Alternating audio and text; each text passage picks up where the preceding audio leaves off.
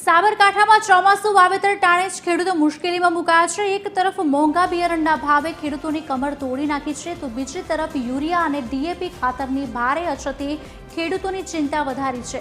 ખેડૂતોએ રાત દિવસ મહેનત કરી ખેતર તૈયાર કર્યા છે, પરંતુ ખાતરના અભાવે વાવેતર અટકી પડ્યું છે। સેવા મંડળી અને ડેપોમાં ખાતર ન મળતા ખેડૂતો લાચાર બન્યા છે। જો પાયાના ખાતર નહીં મળે તો પાક નિષ્ફળ જવાની ભીતિ છે। વહીવટી તંત્રની બેદરકારી સામે ખેડૂતોમાં પણ રોષ ભભૂકી ઉઠ્યો છે।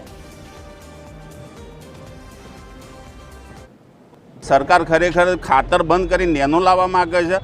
અત્યારે હાલ ખેતી કરી મારે પોતાના 20 વીઘા મગફળીનું વાવેતર કરવું છે। અત્યારે હાલ ડીએપી કોઈ છે નહીં। હવે અત્યારે હાલ ડીએપી નથી, એના માટે હું અત્યારે ઊભો રહ્યો છું। હવે લિક્વિડ ખાતર હાલ ગોરાબી ગુકો એને મોવા છે નહીં, એને પાયામાં આપવાનું હોય। એટલે અત્યારે હાલ સરકારની એક જ માગણી છે કે ભાઈ ખાતરનું ખેડૂતોને પૂર્તિ કરે, ના હોય તો જે ભાવ લેવા હોય ખેડૂત આપવા તૈયાર છે। જો ટાઈમસર ખેતી કરવામાં ના આવે તો ખેડૂતો પાયમાલ થવાની આરે છે। એટલે સરકારને વિનંતી છે કે કોઈપણ સંજોગે યુરિયા ડીએપી ખેડૂત સમાજને આપવામાં આવે।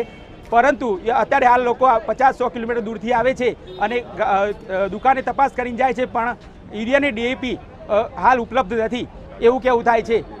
અને જો યુરિયા અને ડીએપી ના મળે તો ખેતી કરવી શક્ય નથી।